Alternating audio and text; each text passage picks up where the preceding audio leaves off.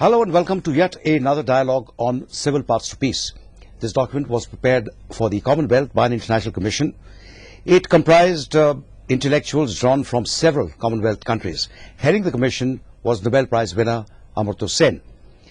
Today we are going to discuss this document with Dr. S.K. Thorat, who is the chairman of the University Grants Commission of India. Welcome to the discussion, Dr. Thorat. The report addresses its concerns really to the youth of the Commonwealth, largely, and points out that the average age of virtually 70% of the Commonwealth population is below 35%. The question is, how do you, broadly speaking, address the future requirements of this huge population, requirements largely to prepare them for employable, gainful employment, and beyond that to issues of citizenship. So let's begin with how do you prepare them for the marketplace? Well, I think it's a very important issue that you have mentioned. Yes, we are facing a demographic divide where the share of the youth is pretty high in this, not only in India but some of the developing countries. Now that can be used as an advantage to the country for themselves and also for the youth in general. The first thing is, it needs to be recognized that we should provide a relevant education to them. And by the relevant education, I mean that we have to provide not only a knowledge in the subject, but it has to be combined with skills and working hand knowledge so that their employability in the economy increases. But the difficult question is that how do you estimate what are the requirements of the economy in terms of skill and knowledge, I think. And particularly now with the economic meltdown throughout the world. Exactly. But I think the country like India, they has a mechanism through a planning commission, through manpower planning institutions, whereby we keep on estimating the skill requirement in the economy in general, and then accordingly gear up our education institutions to the skill requirements. But it is nevertheless a very important challenge, but it is necessary that relevant education, as a part of that, we give skill, hand-on knowledge to the youth so that they become a meaningful partner in economic growth. The question that's often asked about India, of course, is that 60 years and more after independence, large swathes of our population still remain illiterate. Has there been any new thinking in India in order to make sure that the illiteracy goes down steeply over the next 5 or 10 years? Oh, absolutely. I think never before, in the period after independence, a couple of years before, we have the Sarva Shiksha Abhiyan, where we are trying to give education to everybody. And this is a massive program. And this program covered villages and this covered marginal groups which had historically been denied access to education. So Sarva Shiksha Abhiyan is the one which has led to a steep increase in the enrollment ratio. But I think beyond the school education, we also recognize as a part of the 11th Fire Plan that higher education was neglected to a greater extent during the last 30-40 years. And the 11th Plan in fact bring back the initial initiative that was taken in early 70s for technical education by setting up IITs. So 11th Plan is a second wave in higher education, under which we have 30 central universities, 7 IITs, 7 IIM, 1,000 polytechnics, and there is a whole program on skill development as such. So I think in India we have recognized the importance of education, both primary and the higher education, for economic growth. We looked upon education as an investment, not as an expenditure alone. It's an investment which will give you the return through a higher economic growth. And therefore, this priority has come to the education. You know, this Commonwealth report points out that there are nearly 300,000 young people below the age of 18 who have been drawn into violent activity because of precisely lack of education, lack of opportunities for work, and this attraction of religious extremism is something that is a huge bother for the authors of this report. Now, in your scheme of things, is there anything special that you have in mind to ensure that religious extremism, especially in a multicultural, a multi-ethnic, multilinguistic environment, is kept out? Well, I think in India, of course, we face that problem in a very significant manner as such. As far as the problem of multi-ethnic group is concerned and problem of conflict and extremism is concerned, we are addressing that issue in a very significant manner. And we have recognized two aspects of extremism and terrorism as such, that yes, it is a tendency, yes, it could be an ideology, but I think at the root of it is basically poverty, inequality, failure of the state to deliver the justice to the marginalized group. When the institutions which deliver justice fails, then people try to find out the solution outside the system. Poverty by itself doesn't lead to extremism, but even giving a minimum justice, if the institution of justice fails to give that minimum justice, then people try to find out the solution outside. So I think what we require is the both, that we need to address the issue of poverty, deprivation, but as well as the justice to the common man, so that he develop a faith in the system that it works for me also.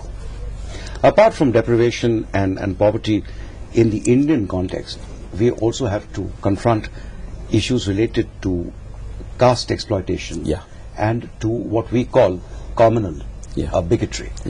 Now, within the curricula of schools and colleges, is there some concerted effort here in India to address these issues? Well, I think there is a recognition now to a greater extent that the youth has to be sensitized about our problem related to caste, communalism, gender, to a greater extent as such. But I think we have to take a specific view on this and policy on this on two aspects. I think what we have to do is that we must, through our curriculum, bring out the problem of society with respect to caste, communalism, gender and other problem of group identities that we face in this country, ethnicity, issue of indigenous people. We have to bring this into our curriculum so that they know that we face this problem and this is our creation. Once you make them sensitized, then you can talk about the solutions, what can be done for them. And thereby what will happen is, and particularly this, if this is done at the school level, then we will be creating a youth with lot of sensitivities towards them. So whenever government takes certain policies of affirmative action or equal opportunity policy, there is a positive response from the youth. Today it doesn't happen that way. You can see resistance coming from some quarter, and that resistance comes simply because the youth are not aware that certain group in a society are denied equal right because of their group identity in the past. So I think education in the school and at the upper level is very, very necessary to sensitize them, to make them better citizens so that they can understand their problems. This, what you just said, is extremely significant, because in a country like India, marginalized groups have been exploited for centuries. We also have a very large and substantial portion of the population constituted of minorities. And I find that our youth in general are not sensitized to the rights, the political rights and the social rights of the minorities and of these marginalized groups. Do you think that you need some special arrangements or some special architecture in order to address this issue? Well, definitely. You raise a very important point. And we are addressing that issue at the moment. Awareness about communalism, awareness about casteism and gender issue. But what we are doing is, we are doing in a packages. We have courses on human rights. University Grant Commission itself provides grants to start the courses of human rights. I think that won't work. I think what we need is the human right education and the depiction of the problem of our society with respect to religious minority, with respect to the low caste, with respect to gender, in the school itself, right from the beginning, so that they are aware about what are the problems of our society. And then they become sensitive, then they become more receptive to the step that government will take. And of course the policy will come later. So I think the sensitivities and awareness about the problem of this group of casteism, communalism and other things has to be embedded into our syllabus, not only in a symbolic way, but it should be a part of it. I think symbolic ways is what one also feels. For example, the very successful elections held in India not too long ago was preceded by a massive media campaign asking people, particularly young people, to vote. And I believe that this has had some impact. But then, once the elections are over, the awareness of the political rights, particularly of youth, simply vanishes. Now, how do you ensure that this awareness of political rights is kept alive? I think, as I said, this can be right from the beginning at the school level, this can be at the college level, and I think we have to introduce the mechanism whereby the youth became aware about their right and that they develop a willingness to participate in the political process. See, youth parliaments and several other mechanisms can be developed whereby we provide the opportunity to the youth on an experimental basis and to learn in the various spheres, so that by the time they are in a full-grown adult, will they have a desire to participate in the political governance. Otherwise, a tendency of withdrawal, tendency of cynicism is creep up among the youth. And I think what they have to be told that, look, what we have is our own democracy as an instrument. Beyond that, you don't get. And so we should make that work better. We should improve it. And they have to be told. Withdrawal, cynicism would not help. Whatever we have, I think it's extremely mature democracy for last 60 years, and we have seen the change over, and yet we have done all the changes within a democratic framework. So they have to be encouraged, they have to be trained, they have to be several programs whereby their faith in the democratic system increases. You just mentioned the Youth Parliament. Yeah. In fact, the Commonwealth report does refer to the Youth Parliament and also refers to several successful examples in the Commonwealth countries where young people are able to come together to debate issues of topical relevance. Would the UGC, for example, consider holding such a youth parliament at some stage? Well, we'll certainly do that, but we don't have a specific program. But there are other schemes for the youth, whereby we provide for funding to the state university and the central university and colleges. But this is an extremely good idea that this can be converted to a small scheme, and other related program can be developed for the youth. I mean, one need not immediately begin at a national level because the Commonwealth reports is very specific. The idea is to try and draw in young people to get used to participation in governance at all levels, beginning with the local level. And now that India is about to take a major step in as far as local governance is concerned, by reserving up to 50% of the seats for women, I should imagine that a lot of young people will also be part of that process. Oh, absolutely, absolutely. I think for whatever reason you can see that there is some rise of awareness among the youth for a political participation and taking the leadership. It has come partly through the other channel, you know, the sons and daughters of the leaders, and that is that naturally you have a training within the family of that institution. There is nothing wrong in that as long as they are responsible political leader. But I think we will have to develop some institutional mechanism whereby we induce and provide incentive to a youth to participate in the political process, in the governance process, and their belief and faith has to be increased in the working of the institution. Dr. Thorat, you are perfectly aware that young people are now increasingly attracted, even obsessed with new technologies. And I was wondering whether one couldn't really push ahead, as this report asks you to do, with things like the internet, with telephony and so on. Are there any schemes that you have in mind where you use the most sophisticated and advanced communication technologies, to spread education, distance learning for case being point, but also to raise awareness of things like civic rights, for example? Well, I think this is a very powerful means which has made the space irrelevant altogether. You know, I think this CEC, Consortium Education, is an example whereby you can communicate ideas, you can communicate knowledge through a distance mode. And I think through UGC we have a massive, very important program whereby we encourage the institution to use the distance mode technologies, because these are cost saving, they can reach to the remotest area. I think this has a great potential to use it. Of course, we should be aware about its negative impact, but I think it has a great potential for education. Yet another chapter in this Commonwealth report concerns sports. I mean, sports is one area where, to the best extent possible, you try and rise above your caste and class and other divisions. Now, how do you, as chairman of the UGC, look at sports as an asset precisely to try and promote greater respect for pluralism, for harmony, especially among the young? Well, I think this is a very important area. Although it was a part of the Ministry of Human Resource Development, now there is a separate ministry, but we do collaborate. And No, I'm speaking in the context of the Commonwealth Games that we are about to have here. I think that's a wonderful event, that wonderful mechanism whereby you bring the youth together, coming with a different background and with a different sensitivity and experience, and you develop one community of youth. It enables them to understand the country's experience and develop some sort of Commonwealth youth community. I think it's extremely important means, and this has to be encouraged, I think. This Commonwealth report touches on a couple of very sensitive subjects, and let me address one of them. This relates to the teaching of history. Now, in our country, of course, we've had very difficult, bitter debates about what constitutes the past of India.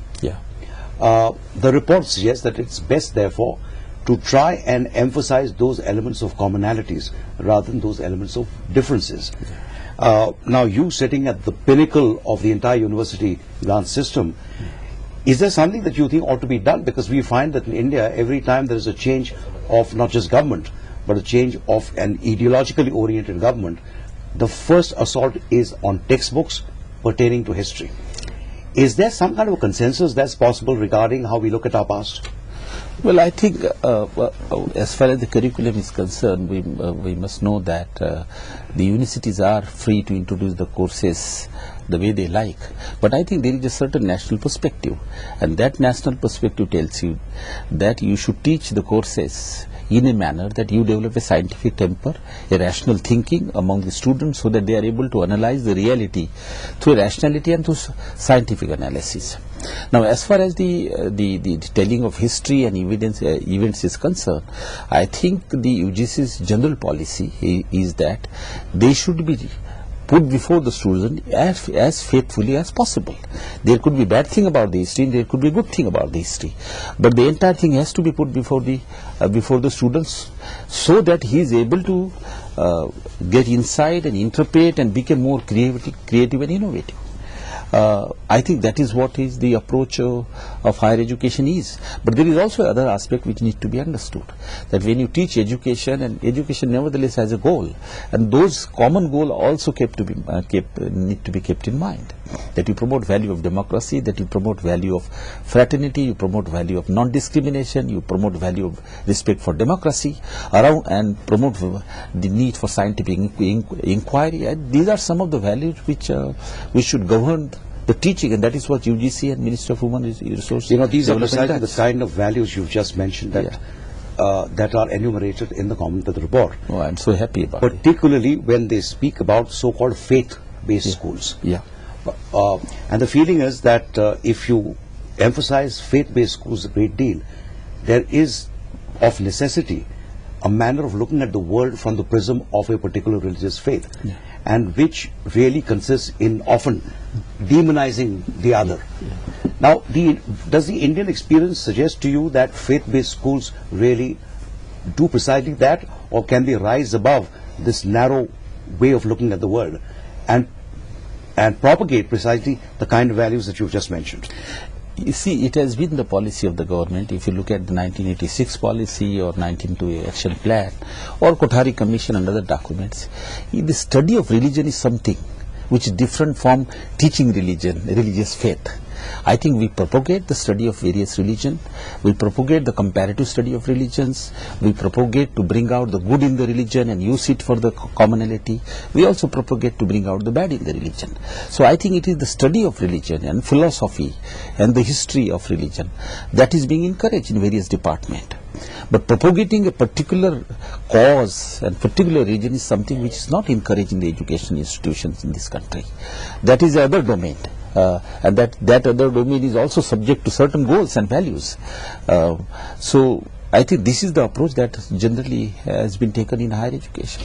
There is a theme which has not been addressed by this report, and which I take the liberty of raising with you, which is really a question of the policy of reservations. I mean, you can call it positive discrimination or whatever. Has this policy worked? Has there been a comprehensive review of the success of this policy over a period of time? And is it your view that this policy now needs to be taken another look at to give better access to disadvantaged groups to education? Yeah, I think you raise a very important point, and this policy, this issue has to be seen in the context of Commonwealth countries also. See, one has to understand that the problem of the reservation policy and similar policy of equal opportunity are developed not as a solution to the general problem of poverty, but they are developed to address the problem of specific group. And these policies address the problem of discriminated group. The group which are denied equal right because of their group identity, such as caste, social origin, race, color, indigenous background, or nationality for that matter, or even religion. Region. Nigeria has a problem of regional identities. So the problem of the policy of equal opportunity, reservation in India or affirmative action policy in USA or new policy in Malaysia, these policies are developed to provide protection to the discriminated group against possible discrimination. There are three ways which are used. One is the legal protection, that nobody practice discrimination. If somebody practice, you can go to a court of law. But law by itself doesn't provide protection. Therefore, to ensure the due representation and participation to the discriminated group, various kind of mechanism and instruments are developed. We have developed reservation where we give due share in proportion to population. Other countries do not have quotas, but they do measure due reservation, represented participation. I think we have benefited quite a lot. We have been able to give due share to the scheduled caste, to the scheduled tribe. Now we are trying to give a due share to the women. We are thinking in terms of the giving due share to the religious minorities. So, and in a country like ours, where there are multiple social group, multiple religious group, and that they suffer some sort of a discrimination and exclusion by the hand of the majority, you have to provide protection to them. And in this context, the reservation policy in India has in fact succeeded and helped to give a due participation to Has there been some kind of a general review to tell us why it has succeeded? Well, I have myself have done the work, and you can very easily say, see that the scheduled caste and scheduled tribe, they were hardly in the bureaucracy public sector in the early 50s. Now you can see that the proportion of the scheduled caste at a aggregate level is 12% to 13%, fairly close to their population share. For tribal, it is somewhere about 5 to 6%. So, but not so with the minorities yet. Minority, we have not estimated as yet. What we see, such a committee brings out inequality. We do not know that inequality is because of discrimination, but nevertheless, there is an inequality. In higher education, I have estimated the figure. The enrollment ratio for Muslim is 6%, and is against the 11% all India average, or 17-20% for the Christians and the Jains, which is much higher. So, this group-specific targeted measure, if they are formal in the form of reservation or informal in the case of women, for example, they do benefit to these groups as such, and they need to be encouraged, they need to be widened, and therefore there is a whole lot of demand for reservation in the private sector. Private sector itself has accepted on a voluntary basis and trying to implement. I think any society, and this is a lesson for the Commonwealth countries also, which is characterized by certain processes of exclusion associated with religion, caste, social origin, race, color, and the group which suffer from this exclusion need to be provided protection to get them due share. And I must end by saying that if we want an inclusive democracy, if we want an inclusive society, if we want an inclusive polity, there has to be an equal access to everybody in governance. Then you will be able to make inclusive society. Everybody will have a sense of involvement and participation. I thank you so much for your insights, and I hope that this document, Several Paths to Peace, is widely discussed in this country, simply because it sheds so much light on some of the issues that concern all of us. Thank you very much. Thank you very much. Thank you. And this was a discussion with Dr. S.K. Thorat, the chairman of the University Grants Commission of India. We were discussing Several Paths to Peace, a document prepared for the Commonwealth by a commission. The commission was headed by Nobel Prize winner Dr. Prof S. Thank you very much.